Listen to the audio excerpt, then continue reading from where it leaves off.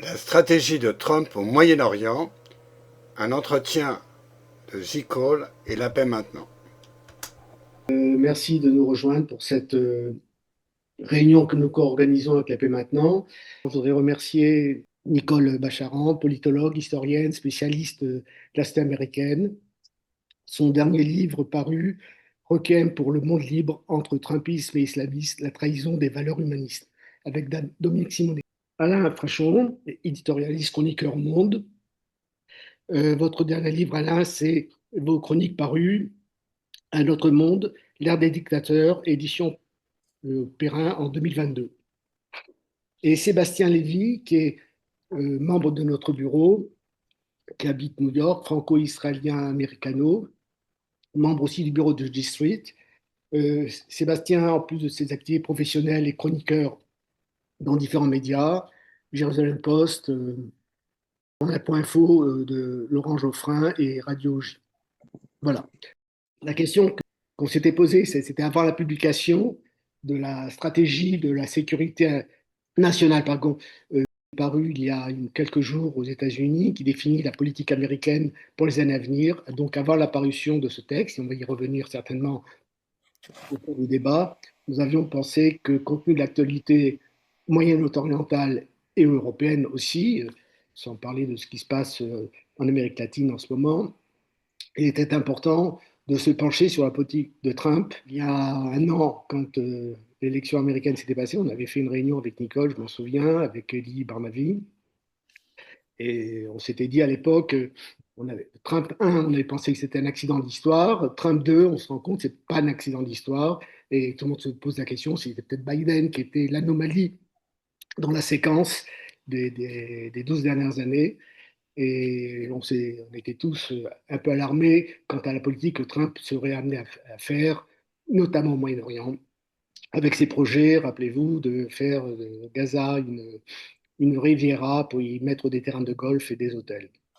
Bon, un an après, à la stupéfaction, je dirais, de beaucoup de gens en Israël qui militent depuis des années pour une solution politique et l'arrêt de cette guerre à Gaza, Trump, pour des intérêts, on va y revenir tout à l'heure, très américain, a contraint Netanyahou à accepter à part deux fois un cessez-le-feu, euh, et notamment a obtenu la libération des otages, qui n'était pas une priorité pour le gouvernement israélien ces dernières années, parce que tout le monde le dit, des tas de documents le prouvent, qu'il y avait eu d'autres possibilités de libérer ces otages précédemment dans le cadre des négociations. D'ailleurs, tous ceux qui ont été libérés, à part quelques exemples, ont été dans le cadre de négociations. Donc, voilà que Trump, pour des raisons liées à la politique américaine, a obtenu des résultats au Moyen-Orient, mais malgré tout, ça s'inscrit dans une stratégie plus globale où on a l'impression, par des déclarations, par des alliances qu'il veut nouer un peu partout, menées par des intérêts économiques, qu'il s'écarte complètement du projet de la construction de ce qu'on appelait l'Alliance Atlantique après 1945, construite sur des valeurs occidentales de liberté, de démocratie, etc. Donc voilà, toutes ces questions nous concernent Européens, nous concernent, nous, par rapport à la question évidemment moyen-orientale. Donc je remercie beaucoup nos amis d'être là avec nous et tout de suite, je vais donner la parole à Alain pour que nous éclaire un petit peu sur cette stratégie américaine, nouvelle stratégie américaine de sécurité nationale. Écoutez, David, je vais aller très vite sur l'Europe et le grand schisme, ce qui est en train de se passer en ce moment. Il y avait toujours, on peut toujours être dans le déni, on peut toujours penser que c'est pas vrai, que les choses ne changent pas autant que ça, mais quand on a lu le document sur la stratégie nationale du 5 décembre, publié le 5 décembre, d'autres documents doivent suivre pour l'éclairer.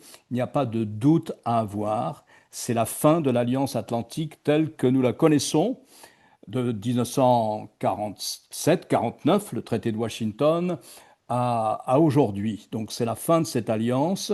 Ça ne veut pas dire que c'est la fin des bases de l'OTAN en Europe, elles peuvent rester là, mais le document vide l'alliance de son sens et de sa substance, dans la mesure où la solidarité n'est plus automatique entre les États-Unis et les autres membres de l'alliance, qu'il s'agisse des Européens ou des Canadiens.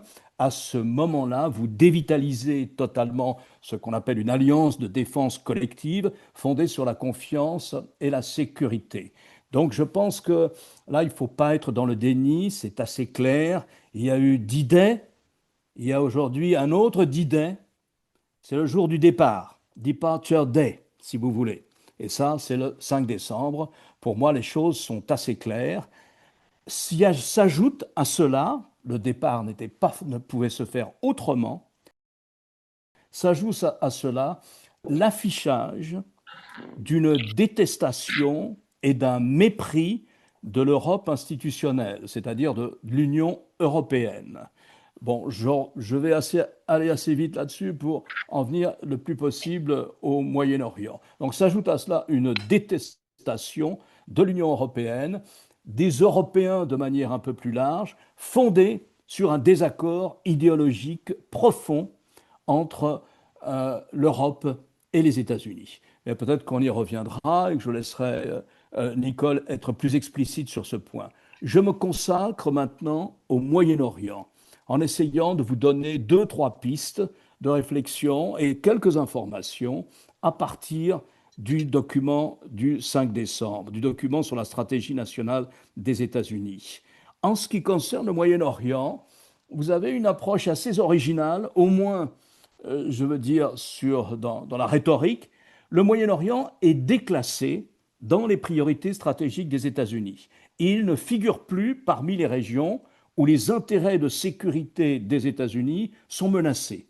Voilà ce que dit le document. C'est assez original. C'est la première fois que je lis ça, et j'ai lu cette littérature depuis bien longtemps, à chaque présidence américaine. C'est la première fois que je lis ça.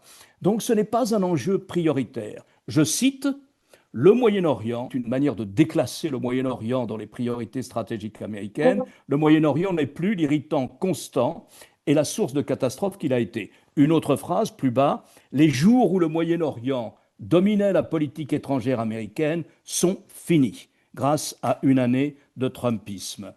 Donc, toute l'énergie diplomatique en ce moment des États-Unis, en ce qui concerne le Moyen-Orient, est tournée vers une direction prioritaire, c'est l'extension des accords d'Abraham.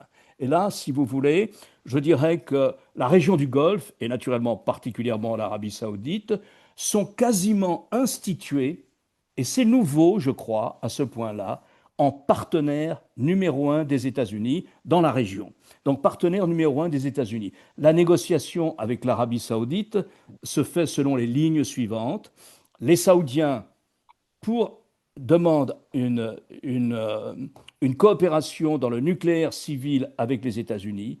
Ils demandent que soit conclu un pacte de défense avec les États-Unis qui fait que les États-Unis interviendraient immédiatement en faveur de la maison des Saouds en cas de problème. Et en contrepartie de cette négociation, l'Arabie saoudite établirait des relations avec Israël. Alors où est-ce qu'on en est de cette négociation? Sur le fond, les deux parties sont assez d'accord, il y a peu de différends entre eux, mais pour des raisons sur lesquelles je pourrais revenir plus tard, l'homme fort d'Arabie saoudite, le prince héritier Mohamed Ben Salman, dit pas d'établissement de relations officielles, diplomatiques avec l'État d'Israël, tant qu'il n'y a pas la perspective sérieuse de la création d'un deuxième État aux côtés d'Israël, d'un État palestinien.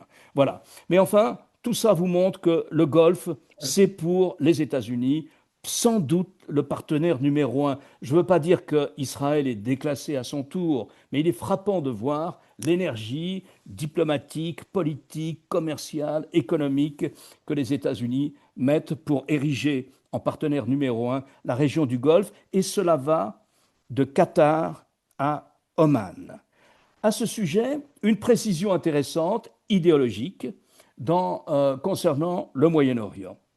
Le document nous dit il est temps que les États-Unis abandonnent une politique mal fondée consistant à faire la morale aux pays arabes, notamment au royaume du Golfe, aux Émirats du Golfe, car cette méthode, il faut les laisser gouverner comme ils l'entendent et il faut respecter leurs traditions sociétales. Autrement dit, la nature des régimes politiques n'entre plus aucunement en ligne de compte dans les choix de coopération les plus denses que décident les États-Unis. C'est l'exact opposé, si vous voulez, de ce qu'a pu être la pensée néoconservatrice en politique étrangère, où la nature des régimes devait être un des éléments déterminant les alliances et les coopérations des États-Unis dans le monde. Donc voilà un peu ce que dit la manière, le portrait que les États-Unis se font du Moyen-Orient aujourd'hui. Sur l'Iran, rien, à peine quelques lignes. L'Iran ne semble plus être un problème. Il est vrai qu'à la fin de la campagne militaire menée par les Israéliens et les Américains cet été, Trump avait dit que le programme nucléaire iranien avait été totalement oblitéré. Dans le document, c'est plus tout à fait le cas. Le programme nucléaire iranien a été dégradé de façon significative. Mais tout laisse à penser que l'Iran a toujours un volume assez important d'uranium enrichi, lui permettant de continuer sa quête vers le nucléaire militaire. Et tout laisse à penser que les États-Unis, en ce moment, essaient de renouer une négociation, jusqu'à présent ça s'est mal passé, avec l'Iran. Rien sur l'islamisme, rien sur l'État islamique qui est toujours présent.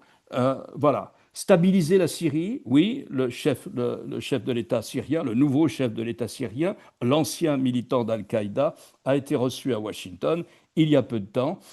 Aider le nouveau gouvernement libanais, oui, mais laisser les Israéliens continuer la mini-guerre qu'ils ont entreprise contre le Hezbollah. Égypte, absolument rien à signaler, toujours l'aide militaire prévue par les grands accords au moment de la paix israélo-égyptienne à la fin des années 1970. Alors reste une question que le document qualifie d'épineuse. Épineuse, c'est le conflit israélo-palestinien. Et vous me direz, où est-ce qu'on en est de ce point de vue, de la phase 2 du plan, du plan de paix américain pour le territoire de Gaza. Vous savez que les États-Unis ont conçu une sorte d'usine à gaz qu'on pourrait décrire comme ça. Il y a d'abord un conseil ou un comité de la paix qui est présidé par Trump. Il y a ensuite une équipe de technocrates palestiniens qui doit relancer les principaux services publics dans la bande de Gaza. Il y a la mobilisation d'une force internationale de stabilisation avec pour objectif de désarmer le Hamas. Et enfin, il y a un comité pour la reconstruction. Alors, en ce qui concerne tous ces éléments-là, on ne voit aucunement une mobilisation active de l'administration américaine pour mettre sur place, si vous voulez, les normes logistiques, toute l'énergie diplomatique des États-Unis au service de cette phase 2. Trump a dit récemment, vous allez en savoir plus dans quelques semaines. Il a laissé entendre que Tony Blair ne figurerait pas dans l'espèce de chapeau que lui-même présidera, ce Conseil de la paix, mais il a dit qu'il préférait y voir des chefs d'État ou de gouvernement des pays de la région, c'est-à-dire plutôt des pays arabes. On n'en sait pas plus. L'équipe de Palestiniens n'appartenant ni au Fatah, ni à la branche islamiste du mouvement national palestinien, le Hamas, l'équipe palestinienne, écoutez, là encore, Trump dit, vous allez voir, ça va se faire. J'ai discuté il y a 15 jours avec, quand j'étais à Paris, là je vous parle de Londres, j'ai discuté il y a 15 jours avec un très haut responsable de l'État des Émirats arabes unis qui m'a dit, nous avons une liste de noms, donc on va peut-être connaître ces noms dans les jours qui viennent. La force de stabilisation, rien, absolument rien. Pas de volontaires, peut-être l'Indonésie, mais on n'en sait pas plus. On n'en sait pas plus, et là, on bute sur un des points les plus faibles de cette pyramide architecturale que constitue la phase 2 du plan Trump, c'est l'absence de l'autorité palestinienne. L'absence de l'autorité palestinienne fait qu'aucun pays arabe, à mon avis, ne se mobilisera, n'enverra des troupes dans la bande de Gaza s'il n'y a pas d'une manière ou d'une autre, une tutelle, une participation politico-administrative importante de l'autorité palestinienne à Gaza. Donc là, il y a un différend avec les Israéliens et on en est là. Enfin, il y a il y aura un comité pour la reconstruction. Et là, ce comité pour la reconstruction, c'est là que les États-Unis veulent mettre Tony Blair, mais c'est là aussi qu'ils entendent mettre Steve Witkoff, l'homme d'affaires, le partenaire de golf de Trump, et son gendre Jared Kushner. Donc, si vous voulez, voilà où on en est. Ajouter à cela ce que ne fait pas l'Europe, c'est-à-dire qu'il commence à y avoir dans la presse américaine, récemment, il y a 3 semaines, un grand article assez précis dans le New York Times sur un plan de logement transitoire pour les quelques 2,2 millions Palestiniens qui s'apprêtent à affronter l'hiver dans la bande de Gaza. J'insiste depuis Londres parce qu'il y a un Britannique qui joue un rôle clé dans cette histoire sur un des points les plus difficiles qui est celui du désarmement du Hamas. De tout cela, le document ne dit rien. Il y a des documents spécifiques qui vont être publiés, mais de tout cela, le document ne dit absolument rien.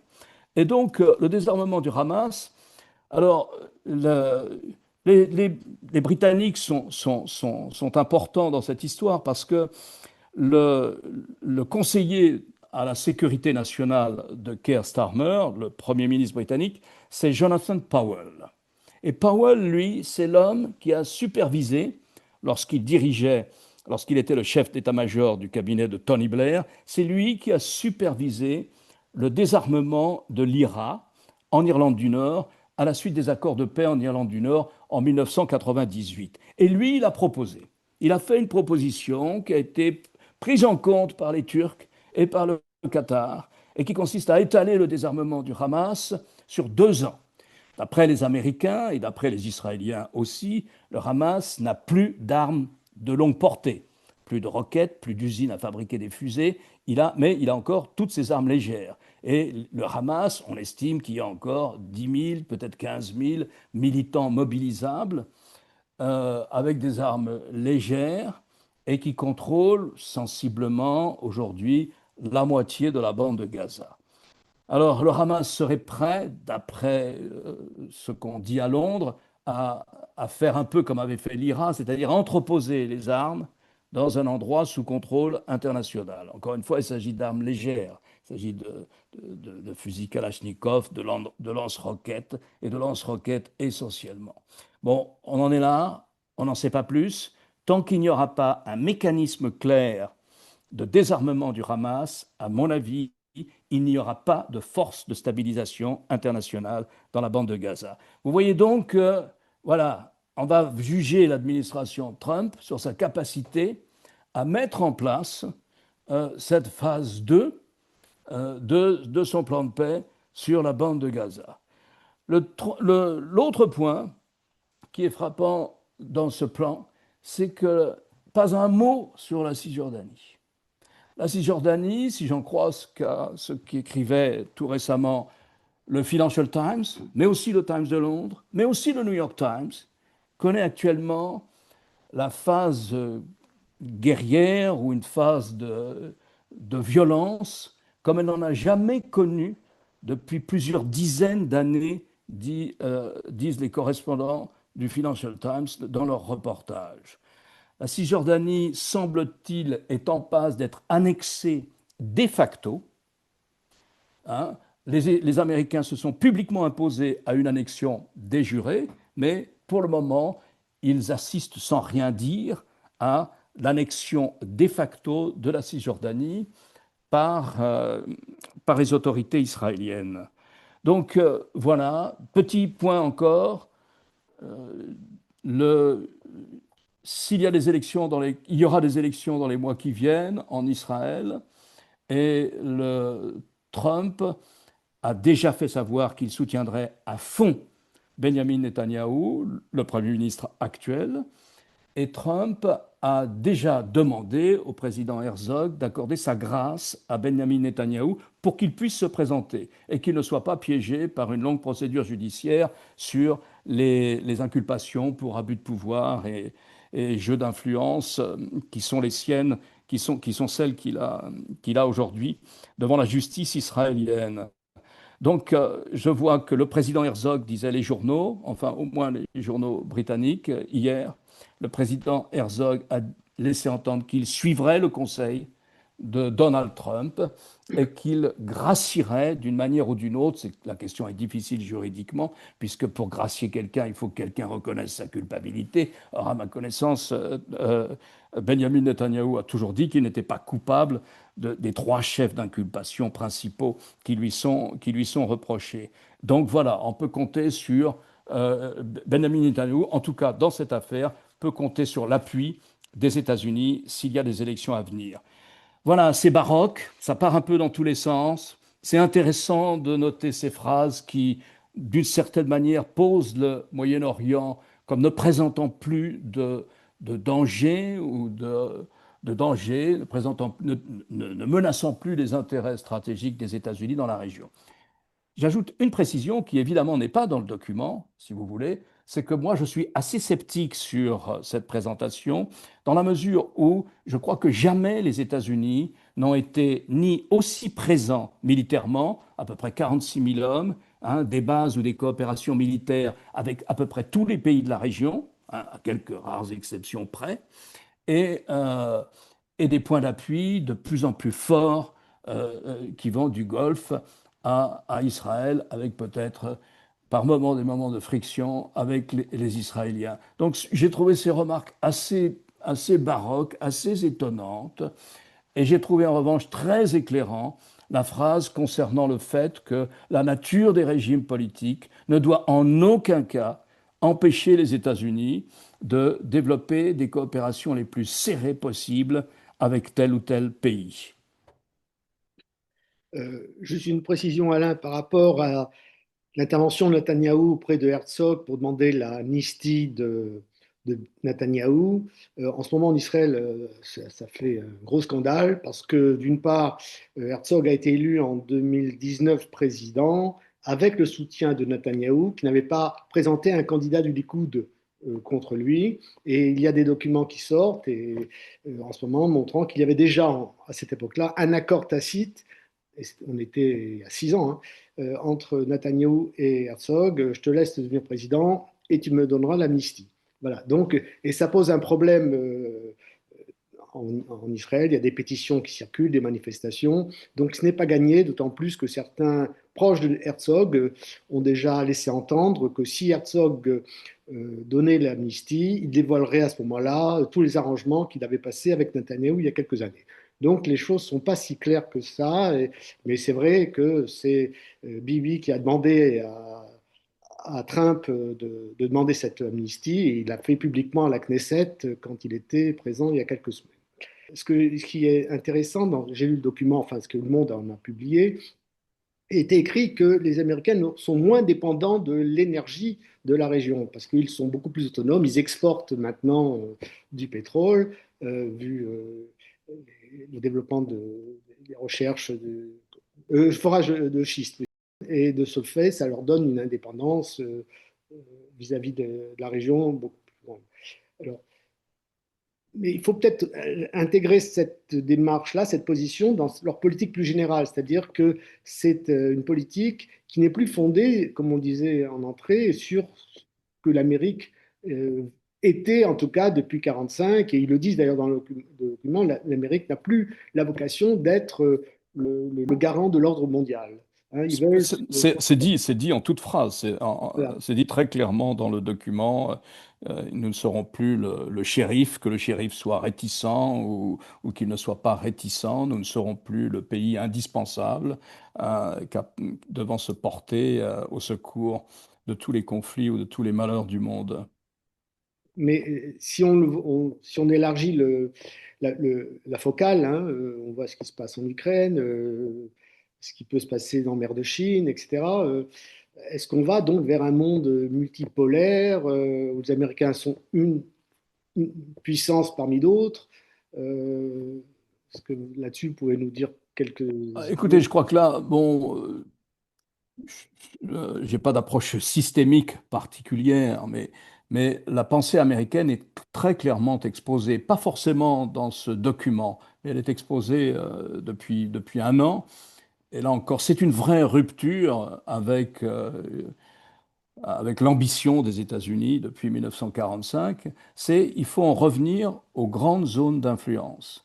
Et nous disons, nous Américains, que la zone d'influence qui nous importe le plus, alors c'est vrai ou c'est faux, hein, il y a plein de grands militaires aux États-Unis ou d'experts en stratégie qui disent que c'est totalement faux, mais enfin, le document Trump dit la zone d'influence qui nous concerne le plus, autrement dit celle qui présenterait le plus de menaces ou de danger pour les États-Unis, c'est l'Amérique, c'est l'hémisphère occidental, c'est l'Amérique comprise d'ailleurs, y compris le Canada d'ailleurs, hein, curieusement, et puis tout le reste du continent américain. Bon, vous lirez dans les journaux, vous voyez les papiers des think tanks, etc. Ils considèrent que c'est complètement farfelu, qu'aucune menace véritable ne pèse provenant de l'Amérique envers les États-Unis, que la gestion des flux migratoires, c'est quelque chose que d'ailleurs a réalisé l'administration Trump pour ce qui concerne sa frontière sud, et que le Canada ne présente aucun danger non plus pour les États-Unis, pas plus que le Danemark par l'intermédiaire du Groenland. Donc la plupart des experts, y compris dans les think tanks qui sont plutôt marqués à droite ou au centre droit, considèrent que cette obsession sur l'hémisphère occidental est farfelue et ne correspond pas véritablement aux intérêts de sécurité américains. Mais il reste que les États-Unis se posent ainsi en partisans et en démolisseurs du multilatéralisme qu'ils ont institué en 1945. Le multilatéralisme, cette horrible expression consistant à régler, à normer les relations entre États avec l'esquisse d'un droit international en formation. Tout ça, c'est terminé. Et d'ailleurs, le document le dit. C'est fini de croire dans le multilatéralisme. Il utilise une autre formule, mais il précise, il a un paragraphe en disant il faut arrêter de faire confiance à ces institutions internationales qui ne respectent pas la souveraineté des États. Donc voilà, si vous voulez. Et de fait, les États-Unis accordent à la Russie aussi, il n'y a qu'à voir leur comportement sur le dossier ukrainien, ils accordent à la Russie le droit à une zone d'influence couvrant la Géorgie, la Biélorussie et naturellement l'Ukraine. De même que, là-dessus, le document est très très maigre sur la Chine, de même que la Chine qui prétend étendre sa souveraineté sur l'ensemble du Pacifique occidental, du bassin du Pacifique occidental, contestant les revendications territoriales de la Malaisie, des Philippines, du Vietnam, pour ne pas parler de Taïwan, et bien de même que la Chine prétend que sa zone d'influence s'étend à l'ensemble du Pacifique occidental, les États-Unis, eux, ont défini leur zone d'influence. Donc ils veulent tuer la tentative de normer les relations internationales, qui est celle de 1945, ou du système des Nations Unies et de toutes les organisations qui dépendent des Nations Unies, l'ensemble, réseau d'organisations des Nations Unies. Et, euh, donc ça, si vous voulez, ça affleure, ça parle à livre ouvert lorsque s'expriment Rubio, Trump ou J.D. Vance. Ils sont pour le retour aux zones d'influence. Et à l'intérieur de ces zones d'influence, les pays qui ont le malheur d'être à l'intérieur de ces zones d'influence ne disposent pas de leur pleine souveraineté et n'ont pas loisir de choisir leurs alliances, par exemple. Donc voilà, ça, Trump est tout à fait aligné sur Xi Jinping et sur Vladimir Poutine. Trump pourrait avoir signé, ligne par ligne, le document qui date du 22 février, 2 jours avant la guerre, le document sur l'amitié sans limite entre la Chine et la Russie, signé par Poutine et Xi Jinping quelques jours ou quelques semaines avant le début de la guerre en Ukraine. Et là-dessus, il n'est pas en désaccord avec eux. Et on peut penser aussi que la rage ou la rogne ou le mépris ou la détestation qu'il manifeste à l'adresse de l'Union européenne, c'est lié aussi à cela. Il dit qu'il faut détruire l'Union européenne pour que les pays recouvrent leur souveraineté. Là encore, c'est un langage que ne critiquerait ni Xi Jinping ni Vladimir Poutine, qui, en ce qui concerne l'Europe et les Européens, préfèrent discuter avec un seul pays, qu'il s'agisse de l'Allemagne, de l'Italie ou de la France, plutôt qu'avec une entité commerciale qui a posé ses règles. Mais l'essence même de l'Union européenne leur est insupportable. L'essence même de l'Union européenne, ce sont que des pays décident de déléguer une partie de leur souveraineté à des institutions communes, celle de Bruxelles. Ça, idéologiquement, ça leur est insupportable. Et ils vont faire la guerre. C'est aussi un document de guerre, ce document. Ils vont faire la guerre à l'Union européenne pour l'affaiblir, sinon la démanteler. Et pour cela, ils s'appuieront sur les partis d'extrême droite, comme le dit le document. Et nous nous appuierons sur les forces patriotiques qui veulent rétablir la souveraineté de chacun des États. C'est un document qu'aurait pu signer l'AfD, le Front National, Madame Meloni ou le Reform Party ici à Londres. Donc voilà, c'est une sorte de Comintern, si vous voulez, qui se met en place, de Comintern du mouvement MAGA. Donc le mouvement MAGA a ses filiales européennes et au fond il dit nous retrouverons de bonnes relations avec l'Europe lorsque les Europes s'aligneront idéologiquement sur les grands principes du mouvement MAGA. Bien, merci Alain. Alors, ça nous amène directement vers Nicole Bacharan. Je voudrais vous poser la question comme spécialiste et fin connaisseur de la société américaine, de ce qui s'y passe en ce moment. Vu d'ici, on a l'impression qu'il n'y a pas d'opposition, que ce document fait consensus dans la société américaine. Il y a par-ci par-là quand même, j'ai noté que ces jours-ci, il y a quand même eu un vote de la Chambre des représentants qui a garanti que le nombre de militaires américains positionnés en Europe ne devrait pas être en dessous de 76 000 hommes. Donc ce n'est pas un retrait complet de l'Europe qu'envisagent les États-Unis, mais malgré tout, il semblerait que c'est une tendance lourde de la politique américaine depuis une vingtaine d'années. Qu'est-ce qui s'y passe? Où en est le Parti démocrate? En fait, ce qui m'a frappé en cherchant tout ce qu'il y avait pu avoir comme réaction à la suite d'un document qui représente, même si, comme le dit Alain, il est plein de trous, il est complètement baroque, il est plein de formules absurdes, comme nous sommes pragmatistes sans être pragmatiques, enfin des tas de choses qui pour moi n'ont pas de sens. Mais enfin, un document qui représente un tournant majeur avec la fin de l'Alliance Atlantique, comme tu le disais, Alain, la fin de l'ordre de 1945, l'ordre du monde tel qu'il en est issu. Et en fait, il y a très peu de réactions. Très peu. Alors, très souvent, quand arrive, il y a à peu près une fois par mandat, la nouvelle doctrine stratégique, elle est souvent considérée d'assez loin. Bon, d'accord, ce sont quelques principes généraux. Certains seront mis en pratique, d'autres pas. Mais parce qu'il y a une relative continuité, mais dans les moments historiques où il y a eu vraiment un tournant très fort, très marqué, il y avait abondance de réactions, multiplicité de communiqués d'élus du Congrès, de papiers de think tank, éditorialistes, journalistes, universitaires. Presque tout le monde avait un avis. Là, c'est pas le cas. C'est extrêmement calme, ça réagit très très peu. Alors je ne sais pas si c'est sidération, parce que même si, et là je rejoins tout à fait ce que disait Alain, c'est assez baroque et assez inconsistant à certains égards euh, comme stratégie, mais enfin le tournant est indéniable et en plus euh, le tournant, il marque, il écrit ce que l'on sait de Donald Trump depuis plus d'un an qu'il est à la présidence, depuis son premier mandat, depuis sa campagne de 2024 et depuis qu'il est au pouvoir. Il n'a absolument pas changé de point de vue sur l'Europe, sur l'ordre mondial et sa vision des États-Unis et qui n'ont que deux valeurs, la force et l'argent. Il n'y a absolument plus rien d'autre. Eh bien, on s'exprime très très peu et aux États-Unis là-dessus. Alors, le Parti démocrate, on le sait, il est divisé. Il a toujours pas tiré les leçons de son échec de novembre 2024.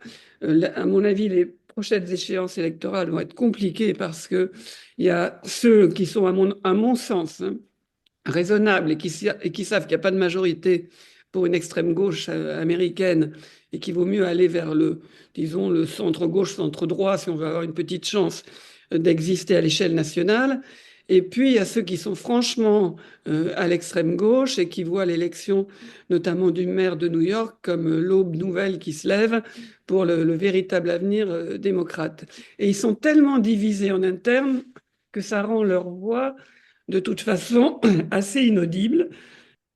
Ils ont peur de dire quelque chose qui diviserait, scinderait le parti encore davantage.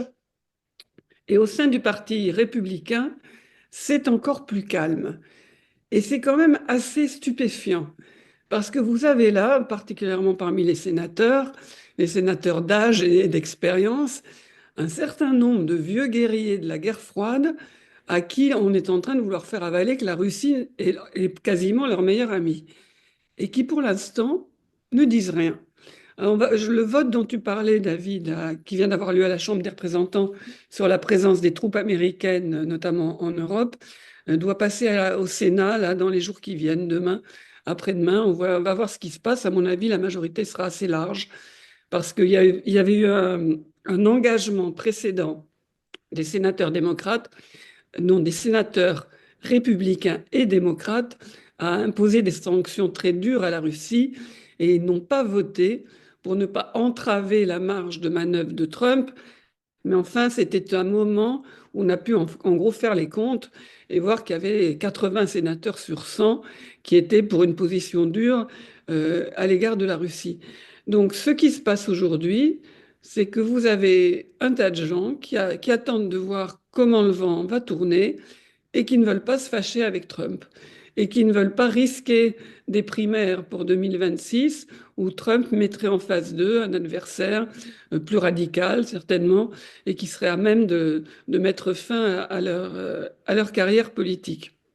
Donc, pour ce qui est des réactions officielles, honnêtement, il y en a fort peu, hein, et ceux qui s'expriment disent en gros tous la même chose, c'est que cette nouvelle doctrine, cette fin actée de l'Alliance atlantique, des alliances dans leur ensemble, des valeurs présentes dans la politique étrangère, c'est un affaiblissement de l'influence des États-Unis dans le monde et non l'inverse, comme le présente l'administration actuelle. Je pense par exemple au sénateur Mark Kelly, donc, qui est démocrate de l'Arizona, qui dit que c'est un point de vue, cette doctrine, qui a abouti à un affaiblissement et des États-Unis et de la sécurité des États-Unis.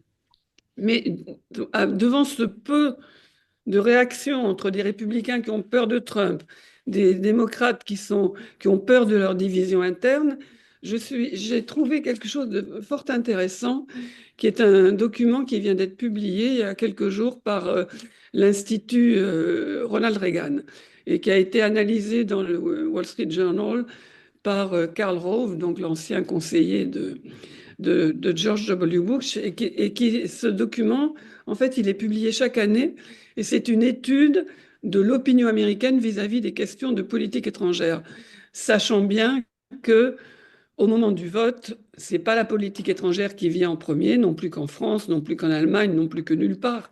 À part quand un pays est en guerre, c'est toujours la question de l'économie, du pouvoir d'achat, et cette année singulièrement aussi de l'immigration, parce que ça ne va pas dans un sens que forcément tous les Américains approuvent. Donc, même en sachant que la politique étrangère n'est pas la préoccupation numéro un, il y a ces sondages, ces études sur que pensent les Américains du rôle des États-Unis dans le monde. C'est diamétralement opposé à la doctrine qui vient d'être publiée. Et c'est finalement très traditionnel. Alors, je ne veux pas vous assommer de chiffres, mais ça vaut la peine d'en citer quand même quelques-uns. 64% des Américains pensent que les États-Unis doivent s'engager davantage dans le monde et non pas se retirer. 79% des républicains sont dans cette position-là, plus que les démocrates. Au niveau de l'opinion, les républicains sont nettement moins isolationnistes, qui est un peu dans la tradition des dernières décennies. 68% des Américains ont une vue positive, une opinion positive de l'OTAN et de l'utilité de l'OTAN pour les États-Unis. Je continue un tout petit peu sur l'Ukraine et la Russie. 62%, toutes tendances confondues, souhaitent la victoire de l'Ukraine. 68% pensent qu'il faut continuer à vendre, puisqu'il n'est plus question de donner, qu'il faut continuer à vendre des armes à l'Ukraine. Et 70% pensent qu'on ne peut pas faire confiance à la Russie pour, comment dire, respecter un accord de paix. Donc tout ça me laisse à penser qu'il y a une espèce de divorce au niveau de cette vision des États-Unis dans le monde entre l'administration actuelle et la majorité de l'opinion. Sachant qu'on l'a vu dans l'histoire, la majorité de l'opinion peut être une majorité silencieuse et se laisser entraîner dans des dérives et des aventures qui ne correspondent pas du tout à ces points de vue.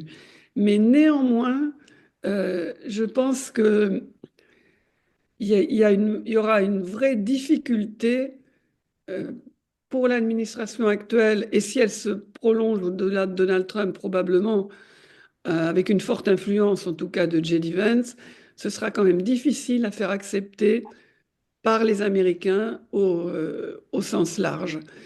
Ça reste un pays démocratique. Ça reste un pays qui a des ressources démocratiques. Et la démocratie américaine reste une machine extrêmement lourde à manier. Alors on voit bien que à l'heure actuelle, elle est menacée, frappée de tous les côtés. Et on voit l'ambition de Donald Trump, mais affirmée à maintes reprises et à l'égard de maintes autres organisations, de mettre les médias à sa botte, la justice à sa botte. Le ministère de la Justice s'est fait depuis longtemps. Les prérogatives du Congrès rognées de plus en plus avec l'aval de la Cour suprême. Mais néanmoins, on a 50 États avec je ne sais combien d'élus dans chaque État, à tous les niveaux, je ne sais combien de juges, de toutes sortes d'obédiences, et 50 États avec toutes sortes de priorités différentes. C'est vrai que quand vous êtes en Californie, je vous assure que leur faire croire que le réchauffement climatique n'est pas un problème, avec tout ce qu'ils essuient en matière de tornades, de glissements de terrain, d'inondations et d'incendies, c'est quand même quelque chose de très difficile. Donc moi, je n'ai pas les réponses, mais je m'interroge sur la capacité de cette administration d'opérer un tournant aussi dramatique dans l'exercice des fonctions internationales des États-Unis avec une opinion qui n'est pas du tout en phase, et pas au fond des élus qui ne sont pas du tout en phase. Je veux juste terminer sur deux remarques. L'une, c'est que ce document stratégique, dont on est certain qui est appliqué, qui sera appliqué, c'est cette détestation de l'Europe qui vient de très très loin chez Donald Trump. Mais au-delà de ça, franchement, il n'y a rien que l'on puisse appliquer d'une manière immédiate, pratique, avec des plans sur lesquels on puisse extrapoler. Mais en la lisant, je vous assure que tristement, ça me rappelle non pas les années 30, mais les années d'avant 1914.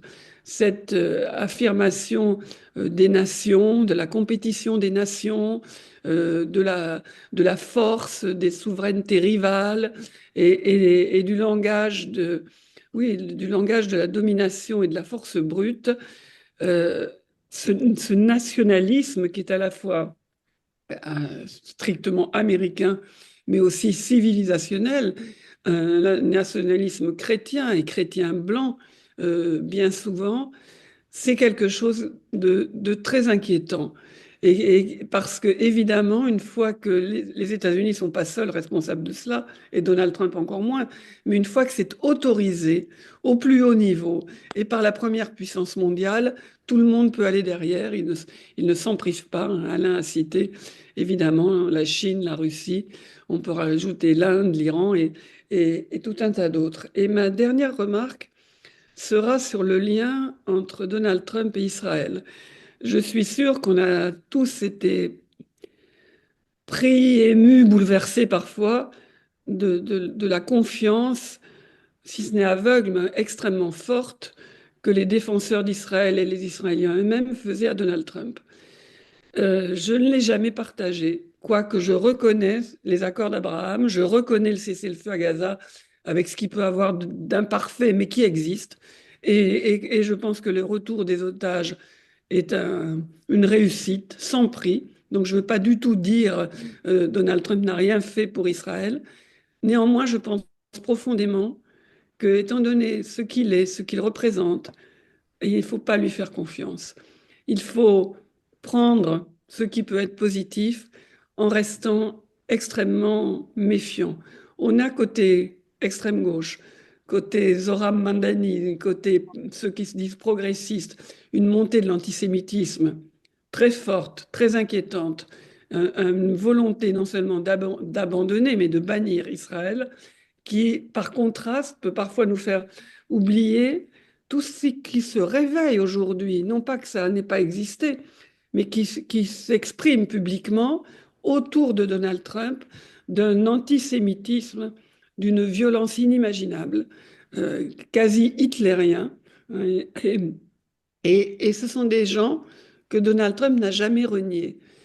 Donc voilà, je termine avec ça. C'est pas excessivement gai, mais je pense que euh, vis-à-vis du Moyen-Orient, il y a, comme Alain l'a parfaitement décrit, cette connivence avec les États du Golfe, parce qu'ils parlent le même langage, l'argent, le pétrole, la puissance, et ne nous embêtez pas avec des histoires comme des journalistes découpés en rondelles. Mais vis-à-vis d'Israël, c'est compliqué, et je pense que la confiance doit être vraiment très mesurée. Avant de passer la parole à Sébastien, qui reviendra sur ce dernier point que tu évoques, je voudrais quand même te poser une question parce que il semblerait que même dans l'administration actuelle, il y ait une espèce de contre-pouvoir en la personne de Marco Rubio, qui est plutôt dans la position traditionnelle du Parti républicain, bon, qui suit évidemment le patron, mais qui peut-être dans certaines réunions, et on l'a vu à propos des négociations avec l'Ukraine, il sert de tampon. Alors, est-ce que, d'après toi, Rubio peut être un jour une alternative s'il devait se passer un. Personne ne souhaite que Trump ne soit pas en mesure de finir son mandat, enfin, pour des raisons de santé éventuellement, que J.D. Vance prenne sa place, c'est pas forcément la garantie que ce sera mieux. Alors bon, comment tu vois les choses au sein de l'administration? C'est sûr que Marco Rubio n'est pas du tout de la même école, mais pas du tout. Bon, moi, je l'ai suivi depuis longtemps, comme tout le monde. On peut dire, sans lui faire injure, que c'est quelqu'un qui a une échine extrêmement souple. Il est très ambitieux et il s'adapte aux circonstances. Il a un patron à l'heure actuelle, il travaille pour lui. Néanmoins, c'est pas du tout son histoire. Hein, c'est un fils de famille de réfugiés cubains ultra anticommunistes, et pour eux, il n'y a pas de différence entre l'Union soviétique et la Russie de Vladimir Poutine. Donc, Rubio est il est au centre finalement des rivalités et des dissensions qui existent au sein de cette administration. Et c'est vrai que c'est par lui que les Européens arrivent parfois à faire entendre leur voix. Lui pense qu'on ne peut pas faire sans l'Europe. Je pense au sujet de l'Ukraine et de la Russie, quand c'est quand même extraordinaire qu'on ait ces négociations qui passent au-dessus du continent européen, entre Moscou et Washington, avec une volonté affirmée de ne pas nous demander notre avis en quoi que ce soit, y compris, vous l'aurez certainement noté, dans le fameux document dit plan Trump, qui est en fait un plan Poutine, de demander l'adhésion accélérée de l'Union européenne, de l'Ukraine à l'Union européenne, ou disons, de savoir comment disposer des avoirs russes gelés en Europe en les partageant en gros entre la Russie et les États-Unis. Donc ça, c'est pas du tout effectivement l'option de Marco Rubio. Et on- je pense que son influence est quand même bien réelle. Mais en même temps, vous avez vu il cumule maintenant deux fonctions. Il est secrétaire d'État, donc ministre des Affaires étrangères, et il est le conseiller national à la sécurité. ce qui n'est pas un poste de conseil. Il est à la tête d'une grosse administration qui s'appelle le Conseil national de sécurité.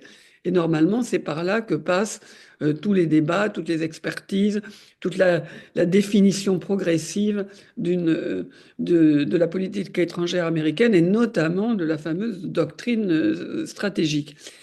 Il me semble que le fait qu'il cumule ces deux fonctions marque plutôt de la part de Donald Trump une volonté d'amoindrir le rôle des deux départements dirigés, le département d'État, le Conseil national de sécurité, au profit d'une diplomatie parallèle menée par Witkoff, Kushner et deux ou trois autres, ou même pas, même à peine deux autres. Néanmoins, Rubio, il représente l'aile traditionnelle du Parti républicain, celle qui aujourd'hui n'est pas contente. Elle est silencieuse, mais elle n'est pas d'accord. Donc, selon les événements, je pense qu'il prendra une influence peut-être plus forte. Et l'autre jour, tu citais, je m'arrête avec ça, mais tu citais David, le fait que Donald Trump est quand même un homme âgé et que la santé peut lui causer quelques tours. On l'a vu l'autre jour entre les prétendants. Il était assis, il y avait évidemment Donald Trump, Marco Rubio, J.D. Vance et Pete Hegseth, le secrétaire à la guerre, d'ailleurs, mais c'est plus secrétaire à la défense. Et ce sont les prétendants à l'heure actuelle. Alors, je pense, mais tout étant possible, que Pete Hegseth a peu de chance d'être le prochain parce qu'il est vraiment trop inquiétant, même sur le simple plan de la stabilité mentale. Mais Rubio, Vance, c'est vraiment là que ça peut se jouer l'avenir de ce qu'on appelle le Trumpisme et l'avenir de la politique étrangère américaine. Bien. Bon, merci Nicole, on reviendra dans les questions. Sébastien, alors toi qui vis à New York, qui est au sein de J Street, suis ce qui se passe au sein de la communauté juive américaine et comment elle réagit à l'évolution de cette politique au Moyen-Orient, est-ce que tu peux nous éclairer à la fois sur le ressenti et puis ton regard sur la relation Israël-Amérique sous Trump? D'accord. D'abord, je pense qu'il faut revenir en ce qui concerne cette alliance israélo-américaine. C'est important de savoir qui aujourd'hui est évidemment aux manettes dans les deux pays. Et je pense que c'est important de savoir que le cœur de la relation israélo-américaine, c'est normalement une relation bipartisane. Or, Benjamin Netanyahou, depuis son retour au pouvoir, son premier retour au pouvoir en 2009, il a fait un choix stratégique qui était de privilégier les républicains d'un côté et en particulier la base évangélique et de délaisser les juifs américains, aussi étonnant que ça puisse paraître. Pourquoi ? Parce qu'il estime en fait que les juifs américains sont en voie de disparition, je dirais, démographique et d'assimilation. Et puis libéraux politiquement et religieusement, ce n'étaient pas en fait les alliés dont il avait besoin pour justement maintenir l'alliance israélo-américaine. Et donc il a fait un choix stratégique très clair de se mettre dans la main des républicains, de privilégier les républicains. Ça avait commencé en 2012 où il a plus ou moins pris parti pour Mitt Romney. Ça s'est vraiment cristallisé et c'est là d'ailleurs où J Street a vraiment pris de l'ampleur en 2015, où pour contester l'accord sur le nucléaire iranien que Obama à l'époque négociait, le JCPOA, il est allé dans le dos des démocrates, il est allé directement parler au Congrès sans en référer à Obama pour critiquer, pour en fait vraiment critiquer de façon extrêmement forte, de démonter de toutes pièces cet accord sur le nucléaire iranien. Là, il y a eu une fracture extrêmement forte qui fait que le Parti démocrate, à ce moment-là, n'a pas arrêté le soutien à Israël comme la droite israélienne le dit. En revanche, elle a clairement fait de Netanyahou, il l'a rendu persona non grata, et le soutien bipartisan à Israël depuis n'est plus le même. Quand il s'agit d'armes défensives, les démocrates sont là, soutiennent Israël quand il le faut, quand vraiment Israël est attaqué. En revanche, c'est évident que Netanyahou n'a plus ses entrées, et donc par extension, le gouvernement israélien aujourd'hui est beaucoup plus sous surveillance qu'il ne l'était. En parallèle, il faut savoir compte que la majorité des juifs américains votent pour les démocrates. Ça s'est encore vérifié lors de la dernière élection. Ça s'est joué à 71-26. C'est plutôt un étiage entre 70 et 75%. Et donc, vous avez les juifs qui sont donc associés au Parti démocrate ont extrêmement mal pris cette ingérence de la part de Benjamin Netanyahou. Et donc, il y a aussi une rupture extrêmement forte des juifs américains qui avaient déjà été délaissés par Netanyahou envers Netanyahou. Et donc, il y a plutôt une assimilation au Parti démocrate plutôt plutôt qu'à Benjamin Netanyahou. Et il faut savoir que les Juifs américains sont extrêmement en pointe historiquement contre Donald Trump. C'était d'ores et déjà le cas lors de son premier mandat. Je ne vais pas rentrer dans les détails, mais il y a quelque chose de très important pour les Juifs américains qui, dans leur histoire, ont été associés aux luttes pour les droits civiques notamment. Pour eux, Donald Trump, c'est exactement l'antéchrist, c'est l'anathème absolu, c'est exactement ce qu'ils détestent, c'est-à-dire un homme fort, un homme ignorant qui piétine les valeurs démocratiques, qui remet en cause toutes les avancées des droits civiques et des droits sociaux des années 60. Et donc, pour eux, Donald Trump est vraiment pour eux, je dirais, l'ennemi absolu. C'était le cas en 2016, c'était le cas en 2020 et c'est aussi le cas en 2024. Et pour eux, ce qu'ils voient aujourd'hui, c'est une alliance israélo-américaine qui ne repose plus nécessairement sur les valeurs démocratiques, mais qui repose aujourd'hui sur une alliance personnelle entre deux hommes qui les exècrent. D'un côté, Benjamin Netanyahou, qui les délaisse, et voire qui les ignore et même qui les insulte, et son gouvernement, notamment Ben Gvir et Smotrich, qui pratiquent une politique exécrable qu'ils ne soutiennent pas. Et puis de l'autre, Donald Trump. Lorsque Benjamin Netanyahou ose dire Donald Trump est le meilleur ami qu'Israël ait jamais eu à la Maison-Blanche, quand on sait les risques politiques, notamment qu'a pris Joe Biden pour soutenir Israël pendant la guerre de Gaza en pleine année électorale, c'est quelque chose qui passe extrêmement mal. Donc, ce qui se passe aujourd'hui, c'est que vous avez Benjamin Netanyahou qui a fait un choix qui aujourd'hui leur vient en pleine figure. Pourquoi ? Vous aviez une alliance bipartisane quand il est arrivé. Aujourd'hui, il s'est mis dans la main de Donald Trump. Il a joué, comme on dit aux États-Unis, all-in sur Donald Trump. Or, ce qui se passe, et comme l'ont très bien dit Alain Frachon et Nicole Bacharan, vous avez une alliance qui est transactionnelle. Vous avez aujourd'hui une vision traditionnelle de la diplomatie américaine. Israël est à peine évoqué dans le fameux document dont on a parlé, et la fameuse alliance prioritaire entre Israël n'existe plus. Pendant très longtemps, la doctrine de MAGA, du Parti républicain sous Trump, c'est America First, avec une astérisque. Cet astérisque, c'est sauf Israël. Ce document, il a une chose. L'astérisque, elle n'existe plus. Vous avez America First, point barre. Et aujourd'hui, Israël reste un allié, mais un allié de circonstance, c'est un allié qui ne doit pas trop lever la tête parce qu'aujourd'hui, dans la région, le véritable allié, c'est plutôt l'Arabie Saoudite qu'Israël. Il y a eu un certain nombre de couleuvres que Benjamin Netanyahou a dû avaler récemment. Je pense notamment à la vente de F-35 qu'il n'aurait jamais accepté sous Joe Biden. Je pense par exemple à la dernière résolution des Nations Unies qu'il a dû accepter sans critiquer. Et pour le coup, c'est une résolution qui faisait appel à la création d'un État palestinien. Or, aujourd'hui, Netanyahou ne peut strictement plus rien dire pour deux raisons. Un, parce qu'il n'a cessé de dire à son opinion publique Donald Trump est le plus grand ami qu'Israël ait jamais eu. Il sait aussi qu'avec le côté mercuriel de Trump, il ne peut strictement rien dire. Et puis, vous avez une autre raison pour laquelle Benjamin Netanyahou ne peut strictement rien dire aujourd'hui, c'est que tous ses prédécesseurs avaient pu, lorsqu'un parti commençait à trop lui mettre la pression, aller vers l'autre parti. Or, pour les raisons que j'ai évoquées au début, aujourd'hui, Benjamin Netanyahou apporte close auprès des démocrates où on ne veut même plus entendre parler. C'est-à-dire qu'aujourd'hui, il s'est mis dans la main du Parti républicain et en particulier de Donald Trump.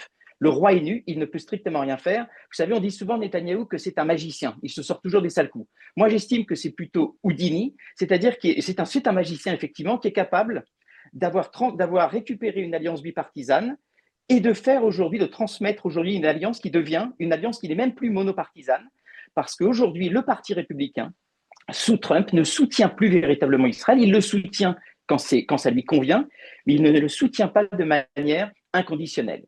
Et quand on sait que ce document de sécurité nationale, il porte la marque de Trump, mais aussi de J.D. Vance, c'est l'évolution actuelle du Parti républicain. C'est la base MAGA aujourd'hui, surtout avec les difficultés intérieures, est de plus en plus prise dans une optique extrêmement isolationniste et qui estime qu'aujourd'hui, tous les pays étrangers, et en particulier Israël, et vous avez ça auprès de la base MAGA la plus dure, qu'Israël ne doit plus bénéficier de traitement de faveur, Israël ne doit plus être défendu à tout prix.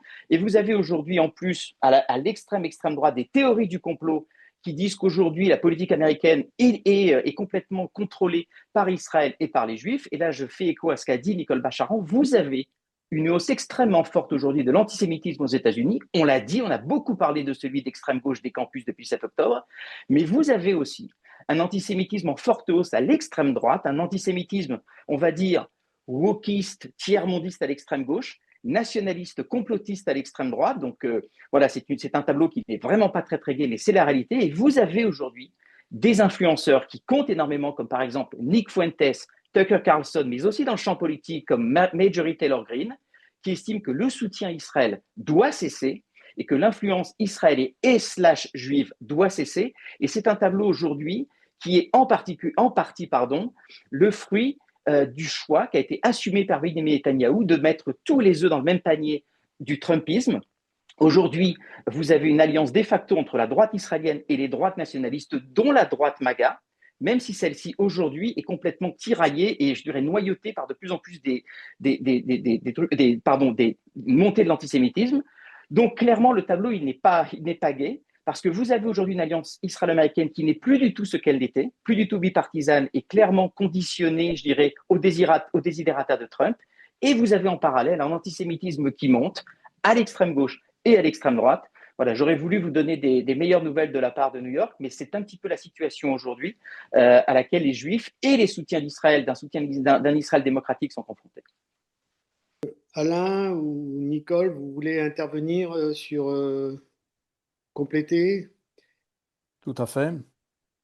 Je pense que ce qu'a fait Netanyahou pour empêcher l'accord de 2015, c'est-à-dire se faire inviter par les dirigeants du Congrès, les dirigeants républicains du Congrès, pour venir à la tribune du Congrès réunis et démolir la politique du président en exercice, a été un acte majeur et qui soldait la fin du soutien bipartisan qui était la tradition diplomatique en Israël, c'est-à-dire de ne pas faire de préférence entre les partis. À la limite, il y a eu même plutôt historiquement une préférence en faveur du parti démocrate de la part des Israéliens parce que le parti républicain était plus distant et était moins partisan d'un soutien inconditionnel d'Israël. Et cette tradition, qu'elle a été très bien évoquée ici ce soir-là. Il faut aussi savoir une chose, si vous voulez, qu'on ne prend jamais en compte en France. L'électorat juif aux États-Unis, c'est 1,5% des électeurs, si je ne me trompe pas. L'électorat évangélique, bien qu'il soit en train d'évoluer, mais l'électorat évangélique, c'est un quart de l'électorat républicain. C'est-à-dire, vous voyez, disons 15 à 20 millions d'électeurs. Donc on ne parle pas exactement de la même chose.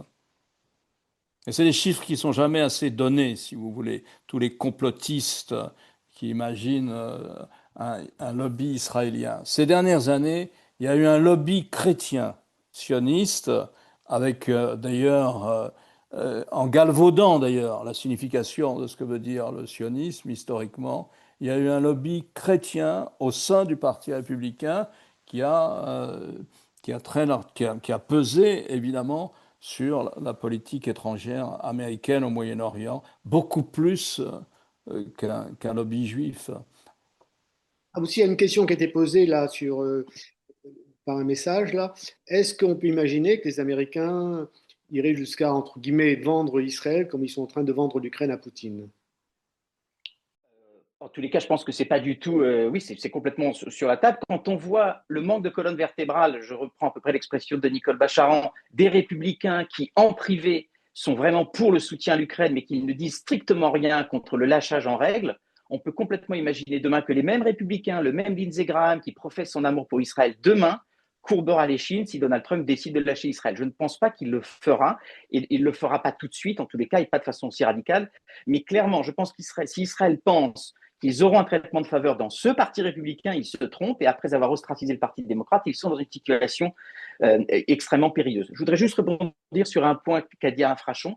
Aujourd'hui, aucun candidat républicain ne peut remporter la primaire républicaine sans le soutien des évangéliques. Ça, effectivement, c'est un pôle extrêmement important. Et donc, vous avez deux sujets qui sont très importants pour eux. Vous avez historiquement Israël et vous avez l'avortement. C'est la raison pour laquelle Donald Trump, qui n'a pas, on le sait, d'opinion arrêtée sur les deux sujets, est devenu d'un coup pro-life alors qu'il a toujours été pro-choice pendant des années. Et sur Israël, il a épousé une ligne pour justement complaire à cette base. Mais là où c'est intéressant, et Alain Frachon y a fait allusion, vous avez une évolution extrêmement marquée des républicains et notamment des évangéliques sur la perception d'Israël. Je citerai un seul chiffre. Vous avez aujourd'hui 50% des républicains de moins de 50 ans, et le chiffre est plutôt à 60, et 60% pour les moins de 30 ans, qui ont une mauvaise image d'Israël. Et c'est le cas également chez les évangéliques, chez les jeunes évangéliques. Vous avez une perte du soutien extrêmement forte à Israël. Là encore, on voit la folie du calcul politique de Netanyahou, au-delà même, je dirais, là c'est en tant que juif israélien que je parle, et même du crime qu'il a commis, c'est-à-dire de lâcher une partie du peuple juif pour ses besoins politiques à court terme. C'était non seulement immoral, mais c'était en plus un calcul politique complètement faux et qui lui éclate en pleine figure. Pardon. Pour prolonger ce que vous venez de dire, je vois bien de quelle manière les jeunes juifs américains démocrates se retournent contre Israël. Et j'ai vu à quel point le terme de génocide prenait de la place et la volonté de ne pas être associé à, à ce génocide donc que je ne crois pas réel, mais je crois, même si je crois à la situation très tragique. Mais comment est-ce que sur quoi se base le désamour des jeunes évangéliques républicains vis-à-vis d'Israël? Je pense, alors vous avez raison, vous avez environ aujourd'hui 40% des juifs américains qui estiment qu'Israël a commis un génocide. Donc c'est considérable et c'est plutôt 50% des jeunes juifs pour aller dans votre sens. Chez les jeunes évangéliques, je pense que les images en provenance de Gaza, elles ont commencé à infuser auprès de la société américaine et en particulier sur les campus. Alors on peut dire, c'est la propagande du Qatar qui existe, elle existe ça, mais je pense que les images, on ne peut pas les nier. Il y a un moment donné où ces images elle heurte et elle heurte notamment d'autant plus que, et parce que j'entends beaucoup la critique, oui, mais il y a d'autres massacres dans le monde, absolument. Simplement, c'est une guerre qui est faite, et vous le savez évidemment mieux que moi, faite avec des armes américaines, avec la couverture diplomatique américaine. Et donc, pour ces jeunes évangéliques qui, en plus, ont été bercés, je dirais, de propos pro-israéliens dans leur jeunesse, dans leur église, je pense qu'il y a eu une espèce de conflagration entre les valeurs qu'on leur a inculquées, le message sur Israël, un bel Israël, et les images en provenance de Gaza, qui certes, certaines ont été montées, mais ces images, elles existent. Et je pense que cette conflagration, ben, elle fait qu'aujourd'hui, vous avez un désamour également auprès des jeunes évangéliques, et ça n'a pas été correctement, je pense, compris par les mécanismes de Hasbara, qui, à force, je dirais, de tout justifier de ce que faisait Israël, je pense, ont perdu des jeunes éduqués qui disent non, effectivement, c'est sans doute pas un génocide. En revanche, ce qui se passe est inacceptable et je ne peux plus, de toute bonne foi, continuer à soutenir de la même façon. Et je pense que c'est un enjeu majeur pour Israël. Asbara, c'est pas la propagande, mais disons l'explication. L'explication que le gouvernement israélien essaye de faire sur le plan international de sa politique actuelle. Une toute petite chose, pardon, et je me tais, j'avais juste une toute petite chose qui est plutôt du registre de l'anecdote, mais qui, selon moi, dit beaucoup de ce qui se passe en ce moment. Vous avez dû entendre parler du rachat alors là, vous pensez que je pars très loin, mais vous allez voir, je vais revenir, du rachat de Warner Bros. Par Netflix. Vous avez à l'heure actuelle une contre-offre. Cette contre-offre, aujourd'hui, elle est aux mains de Comcast, le propriétaire de CBS, Larry Ellison, milliardaire proche de Trump, mais aussi Jared Kushner, mais aussi les fonds du Qatar et les fonds de l'Arabie Saoudite. Israël ne peut pas lutter contre l'argent du Qatar, ne peut pas lutter contre l'argent de l'Arabie Saoudite. C'est eux aujourd'hui qui ont la main par rapport à des Kushner, par rapport à des Witkoff. C'est eux effectivement qui ont la main sur la diplomatie américaine. Et je pense qu'il y a un nouveau monde qui est en train de se mettre en place. Et Israël n'est pas prêt à jouer ce jeu parce que contrairement aux préjugés, Israël n'a pas du tout les sommes, l'argent pour corrompre Trump comme peuvent le faire les Saoudiens et les Qatariens. Donc je pense que c'est aussi un élément extrêmement important pour montrer la fragilisation d'Israël aujourd'hui. Si je compare maintenant ce qui se passe en Israël avec la société civile israélienne qui se mobilise depuis 3 ans, semaine après semaine, avant le 7 octobre, déjà contre les réformes que Netanyahou voulait envisager sur le plan de la réforme judiciaire. Et depuis le 7 octobre, évidemment, pour d'abord les otages, et maintenant pour cesser la guerre, et puis maintenant c'est contre la demande d'amnistie. Donc on voit constamment que c'est le dernier rempart en Israël, une opposition à la Knesset qui est relativement assez faible, à part 3-4 députés travaillistes qui ont survécu aux dernières élections.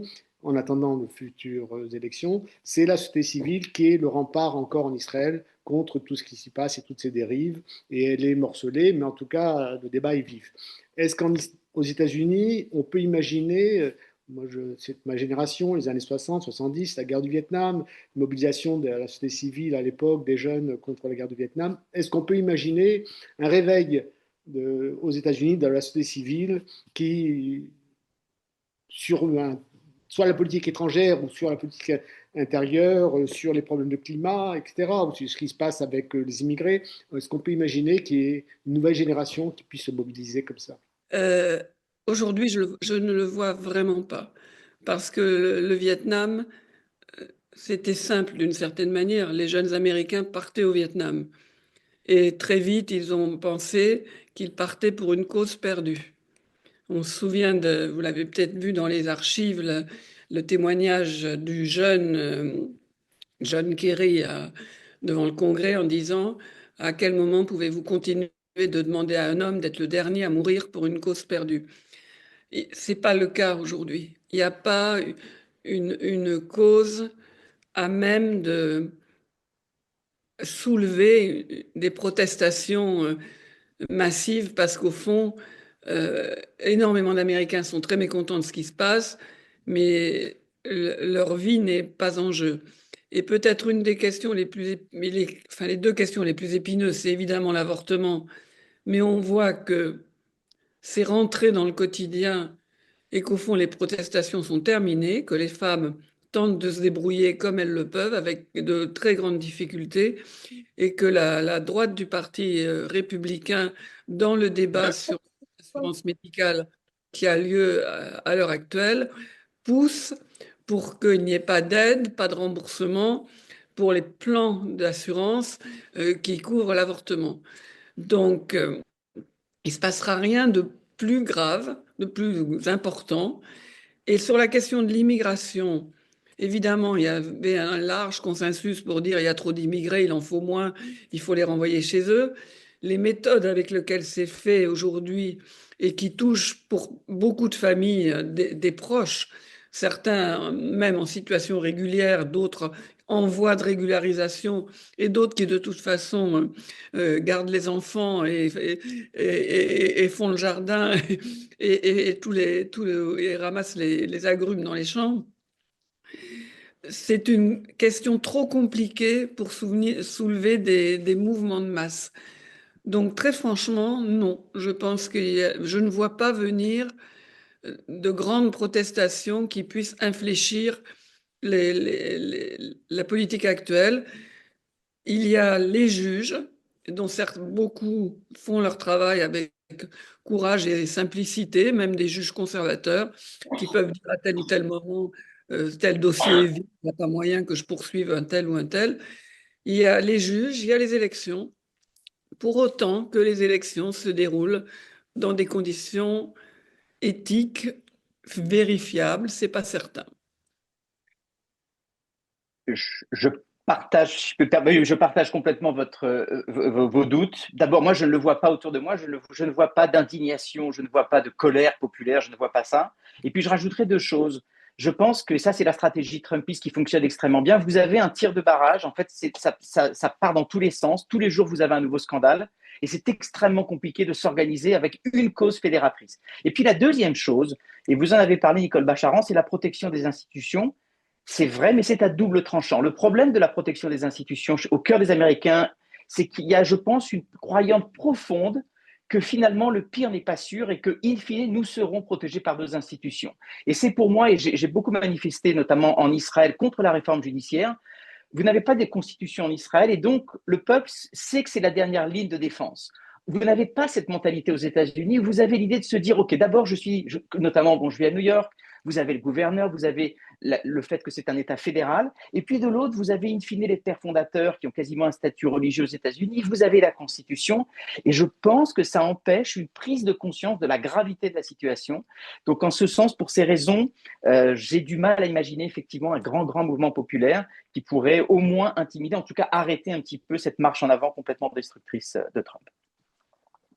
Je dirais, écoutez, j'aimerais mettre dans le débat quelques éléments d'optimisme. Je pense que malgré tout, ça fait 4 élections de suite où les démocrates l'ont emporté. Donc on peut dire ça déjà. La dernière élection, c'est dans un fief hyper trumpiste et hyper républicain, c'est la maire de Miami. Mais il y a eu 80% de taux d'abstention. Il ne faut pas oublier ça. Il y a eu 2 gouverneurs aussi, des femmes d'ailleurs, et puis il y a eu Mamdani. Donc voilà, vous pouvez toujours dire que sur le thème, c'est pas vrai, la situation économique est pas bonne, les prix continuent à monter, l'éducation c'est trop cher, la santé ça va empirer, le coût de la santé, le coût de l'assurance santé va empirer, etc. Bon, vous avez les électeurs qui vont Mais je ne vois pas non plus ce grand mouvement d'indignation que devrait, je crois, ou que j'aurais imaginé en fait, devant tant d'atteintes à la démocratie américaine. Et là, je crois qu'il faut regarder les choses comme elles sont. Très largement, les institutions américaines, à commencer par le Congrès, la Cour suprême également, ont abdiqué, n'ont pas été là où on les attendait, ont permis Trump, le coup d'État de Trump et le Trumpisme. Mais il faut voir aussi que d'autres forces sont en jeu. Et j'en vois une qui est, dans l'ensemble du monde occidental, la perte de crédit, la perte de confiance qui est faite à la démocratie libérale, à ce mécanisme de poids et de contrepoids donc une remise en cause de la démocratie libérale, inefficacité, lenteur, incapacité à faire face aux chocs extérieurs, tout ce que vous voulez. Ajoutez à cela l'influence des réseaux sociaux. La démocratie américaine est là où elle est parce que les médias traditionnels ont essuyé une défaite majeure, comme les institutions de la démocratie, comme le Congrès d'ailleurs, dans l'opinion publique, parce que jugés biaisés, élitistes, etc. Souvent, une partie du procès est juste d'ailleurs, mais ils ont été battus par les réseaux sociaux. Et les réseaux sociaux, ça veut dire un débat public qui n'est pas réglementé, où tous les coups sont permis, où il n'y a pas de procès en diffamation, où c'est un boulevard ouvert pour les Russes et pour les Chinois, pour affaiblir les États-Unis, hein, à coup de campagne de désinformation. Et ben c'est ça qu'on appelle la liberté d'expression dans le mouvement MAGA, c'est-à-dire open bar pour les grandes campagnes de désinformation menées par les Russes et par les Chinois. Et vous remarquerez qu'une des premières mesures, parmi les premières mesures prises par l'administration MAGA, ça a été de dissoudre, de démanteler, de supprimer toutes les agences ou sous-agences qu'il y avait dans les grands ministères. C'était vrai au ministère de la Défense, c'était vrai au ministère des Affaires étrangères, et c'était vrai aussi à la CIA, au FBI, pardon. C'est des agences qui étaient censées lutter contre les influences étrangères, notamment dans les élections américaines. Toutes ces agences ont été démantelées. C'est open bar pour toutes les campagnes de désinformation. Et c'est très intéressant de voir que c'est exactement ce que le mouvement MAGA veut nous imposer en ce moment, en Europe, à nous, Européens, au sein de l'Union européenne. Donc voilà, quand vous faites le cocktail et que vous remuez, eh ben vous avez ça, vous avez une perte de confiance dans la démocratie, particulièrement chez les jeunes, et je ne vois pas pourquoi ça ne toucherait pas les jeunes Américains. Hein. Vous avez les réseaux sociaux qui sont venus à bout des médias traditionnels, et donc la frontière entre le vrai et le faux qui est de plus en plus floue. Et puis vous avez des institutions dont je n'aurais pas imaginé qu'elles se comporteraient comme ça, qu'il s'agisse particulièrement et personnellement du président de la Cour suprême, John Roberts, qui, je pense, porte une responsabilité énorme, qui est censé être un centriste, dans ce qui se passe aujourd'hui, et puis de la Cour suprême, et puis des groupes parlementaires républicains à la Chambre comme au Sénat. David, s'il n'y a Oui. pas de questions, mon complice partenaire co-auteur, Dominique, Oui. qui a écouté la réunion, veut bien dire un mot, sauf erreur. Bonjour Dominique. Salut Alain. Non, je voulais juste, parce que j'entendais Alain, et effectivement, je trouve que c'est très important ce que tu as dit sur la réalité de la démocratie aujourd'hui. Il faut bien constater on est obligé de constater que la démocratie telle qu'elle a été conçue a quelques problèmes dans le monde technologique technologique, dans le monde culturel, dans la réalité de la modernité telle qu'on la connaît aujourd'hui. Ça fonctionne mal. Et c'est vrai que partout où on va, que ce soit dans le Wisconsin ou en Provence, c'est l'objet de notre livre d'ailleurs, Nicole et moi, qui s'appelle Requiem pour le monde libre. Donc vous voyez, on n'est pas très optimiste. Mais on voit que les gens disent, mais on ne nous écoute pas. On nous entend pas. On est méprisé par Washington, on est méprisé par Paris. Et c'est une vraie réalité. C'est vraiment, il faut le prendre en compte. Donc il y a des moyens de démocratie, de lien, d'exercice du pouvoir qui fonctionnent mal. En France, on peut avoir toute la réflexion qu'on veut et qui est juste sur le millefeuille administratif, sur les prises de décision, sur l'État, le rôle de l'État. Mais aux États-Unis aussi, et les pères fondateurs de la Constitution, d'ailleurs, avaient bien prévu quand même ce système dont vous parliez, de contre-pouvoir, d'équilibre, chacun contrôlant l'autre, arrivant à compenser la dérive éventuelle de l'un. Mais ils avaient une hantise, c'était le démagogue. Un démagogue qui arrive et qui se glisse dans tous les interstices. Et ce démagogue, il a fallu 250 ans pour que ça arrive, mais ce démagogue, il s'appelle Trump. Et effectivement, il joue de loi d'exception. Il joue d'un certain nombre d'artifices avec la Constitution pour habiller son offensive autocratique d'une manière légale. L'autre aspect très important que soulignait Alain, c'est les réseaux sociaux et la vérité. Orwell disait que s'il n'y a pas si on n'est pas d'accord sur une vérité objective, la démocratie va mal. Et c'est vrai, si on n'a plus de socle commun, si on se met plus d'accord sur des faits, pas sur des opinions, sur des faits, sur une réalité, sur le fait que mon pull est bleu et pas jaune, on peut plus discuter. Il n'y a plus de débat démocratique. Et c'est ça qu'on est en train de vivre d'une certaine manière, parce que quand les réseaux sociaux propagent à la vitesse de la lumière aussi vite un mensonge qu'une vérité, est-ce que le mensonge n'est pas plus véridique que la vérité dans la tête des gens qui le reçoivent? J'avais une autre remarque très rapide sur ce que vous disiez sur Israël. C'est vrai qu'il y a quand même une grande différence entre, enfin, d'après ce qu'on voit, aussi bien quand on va en Israël ou aux États-Unis, entre la perception des Juifs américains et la perception des Israéliens vis-à-vis des États-Unis, vis-à-vis de Trump. Trump a quand même été acclamé absolument sur ce qu'il a fait pour la libération des otages, le cessez-le-feu, pour une raison simple, c'est que les Israéliens, enfin vous êtes mieux placé, Sébastien sans doute bien mieux que moi pour le dire, mais il y a un manque de confiance envers les démocrates et envers la gauche des Israéliens qui se sentent trahis, et on voit bien comment l'antisémitisme aussi fleurit, prospère à l'extrême gauche aux États-Unis et en France, moins à l'extrême droite. L'extrême droite, c'est un peu étouffé, c'est sous un mouchoir. Et donc la différence de perception est quand même très importante, et c'est vrai qu'on voit moi, quand j'étais après le 7 octobre avec Tzal sur les sites du massacre, déjà on parlait de ça. Et déjà les généraux me disaient, de toute façon, on a perdu la guerre de l'information.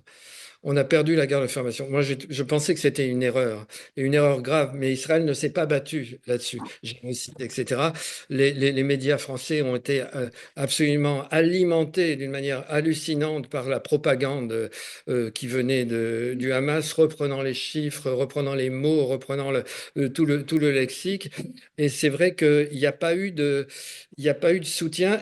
Et en même temps, quand vous retrouvez aux États-Unis et vous discutez avec des juifs américains, ils n'ont pas cette conscience-là non plus.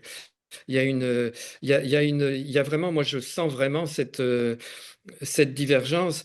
La seule chose qui compte en Israël, c'est l'existence d'Israël, c'est la sécurité d'Israël. Et c'est vrai que pendant les mois qui ont précédé, alors maintenant, après ce que ça va changer, malgré tout, c'était Trump et c'était Netanyahou. Et voilà, c'était ça, parce que sinon, c'était ça ou mourir. Donc, les démocrates n'ont pas fait le poids du tout.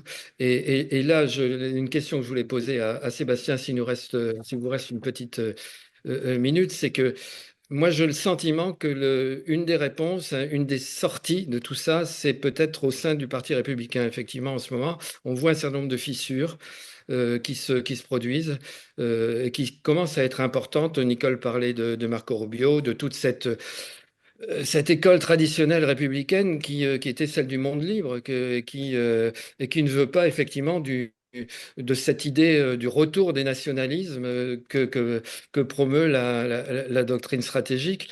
Donc, est-ce qu'il n'y a pas du côté des républicains, est-ce que ça ne va pas se fissurer de plus en plus avec les élections de mi-mandat qui vont arriver pour que Trump soit mis en difficulté? Il est déjà en minorité sur tous ces sujets, hein, sur le soutien à l'Ukraine, etc. Il est en minorité.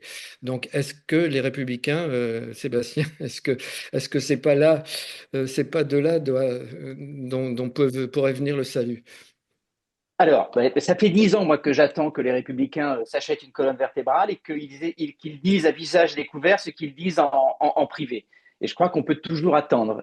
Encore une fois, il y a énormément de sanctions qui auraient dû être mises, notamment contre la Russie, qui n'ont jamais été véritablement votées et appliquées. Donc moi, j'ai quand même des doutes de voir ce parti républicain, en tout cas les élus du parti républicain, prendre une vraie position contre Trump. Alors effectivement, on peut espérer une énorme raclée électorale en 2026. Je ne suis pas certain que les républicains, en tout cas les élus républicains, se réveillent et aillent contre ce que Trump a fait du Parti républicain. Et Nicole Bacharan en avait très bien parlé, parce que vous connaissez ça mieux que moi, 80% des circonscriptions aux États-Unis, elles sont complètement redécoupées, c'est-à-dire qu'elles sont aux mains des républicains ou aux mains des démocrates. Donc vous avez uniquement peur de votre extrême quand vous êtes républicain sur votre droite. Et donc, vous ne voulez surtout pas prendre le risque d'effaroucher la base MAGA, qui, il faut le savoir, Trump a quand même fait venir des nouveaux électeurs au sein du Parti républicain. Et l'énergie militante, elle est dans la base MAGA. Et je pense que malheureusement, ça survivra à Trump. Et moi, c'est ma crainte de ne pas revoir avant longtemps. J'espère avoir tort, j'espère vraiment avoir tort, un parti républicain raisonnable. Vous avez aujourd'hui quelques propos, vous avez raison, Marco Rubio, vous avez même Ted Cruz qui a été très courageux pour dénoncer l'antisémitisme au sein du parti républicain, mais de là à vraiment s'élever contre les propos de Trump, et notamment un autre sujet, mais c'est quand même très important, sur la Russie et l'Ukraine, j'ai vraiment du mal à voir ça. Et puis je rajouterai une chose pour relier avec un autre sujet dont vous avez parlé, le problème de vérité. Il se passe quelque chose de très fort avec les réseaux sociaux aux États-Unis, et notamment auprès de la base républicaine. J'ai vu ce chiffre. Vous avez aujourd'hui 37% des républicains, des électeurs républicains, qui estiment que le bilan de la Shoah a été exagéré. Ça n'a rien à voir avec notre discussion et en même temps, ça a tout à voir. Vous avez une hausse du complotisme absolument partout. Vous avez la vérité, les faits alternatifs aujourd'hui, c'est ça qui domine, notamment dans la sphère MAGA. Et ça, pour le coup, c'est une menace extrêmement forte. Et si je peux juste vous répondre également, et là, je vais prendre ma casquette d'Israélien de gauche, je pense qu'il y a une vraie injustice, selon moi, qui est faite auprès des démocrates, parce que ce soit Obama ou Biden, ça n'a strictement rien à voir avec Mamdani.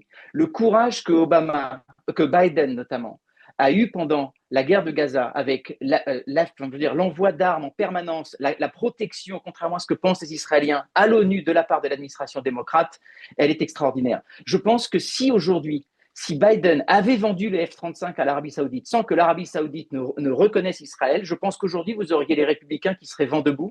Donc, je pense qu'il y a une vraie injustice. Et là, je veux aussi parler en tant qu'Israélien, marié à une Israélienne de naissance. Je pense qu'il y a une fascination en Israël pour Trump, pour des raisons politiques, mais aussi pour des raisons quasiment personnelles. Il y a, je pense, une fascination pour l'homme viril Trump, celui qui dit les choses telles qu'elles sont. C'est très lié, je pense, à la mentalité israélienne. Et c'est vrai que Trump a fait des vrais pas pendant son premier mandat. La différence, là où je vous rejoins, entre les démocrates et les républicains, et notamment Trump, c'est parfaitement vendre ce qu'il dit et ce qu'il fait, pardon. Donc, il s'est présenté comme un candidat absolument pro-Israël. Les démocrates, Obama avec le plan décennal sur le soutien à Israël, mais aussi Biden avec l'envoi des armes à Israël, n'ont pas été capables de dire à quel point ils soutenaient Israël. Et puis, là où je vous rejoins, il y a une certaine lâcheté de la part des démocrates après le 7 octobre.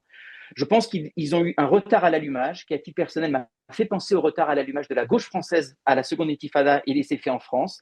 Je pense qu'ils n'ont pas assez vite et fort dénoncé l'antisémitisme sur les campus, sur leur aile gauche. Et je pense que c'est quelque chose qui va leur coûter très, très cher, in fine, notamment auprès des Israéliens, et aussi une part de la communauté juive américaine, même si elle reste encore fidèle aux démocrates, parce que en face, c'était Trump. Je pense qu'avec un autre candidat que Trump, je pense qu'on n'aurait pas eu un étiage de 70-25 pour les républicains. Vous auriez sans doute eu plus de voix pour les républicains si ça avait été un candidat républicain normal. Voilà, ce sont des conjectures, je n'en sais rien. Un tout dernier point, Israël est le seul pays de la planète où Trump est plus populaire que Biden et Obama. Et là, pour le coup, en tant qu'électeur démocrate d'un côté et israélien de l'autre, c'est extrêmement pénible pour moi. Bah écoutez, d'abord merci à vous trois. Les questions, il y en a qui ont été posées sur ce qui se passe en Israël, les sondages d'opinion et tout ça. Je crois que c'est pas le sujet. Il y aura des élections en 2026, au plus tôt au printemps, sinon normalement à l'automne prochain. Ça sera une année certainement difficile. Je crois qu'on va assister à aussi, comme aux États-Unis, un barrage contre la démocratie. C'est ce que fait actuellement le gouvernement israélien par toutes les lois qu'il veut faire voter, les limitations contre la presse, le vote pour remettre la peine de mort systématiquement pour les terroristes palestiniens qui ont fait des attentats, et uniquement pour les Arabes, évidemment pas pour les Juifs. Si un Juif tue un Palestinien dans les territoires, ça ne le concernerait pas. Voilà, toutes ces mesures antidémocratiques, ce gouvernement israélien essaie de faire voter, il ne les a pas fait voter, hein, précisons encore, et contre lesquels il y a une opposition dans la rue et à la Knesset.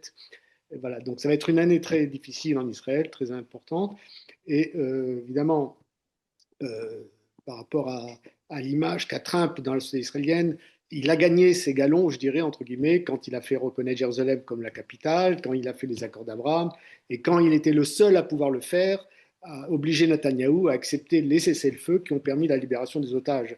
Il faut lui mettre ça à son crédit, ça lui restera, quelle que soit la suite.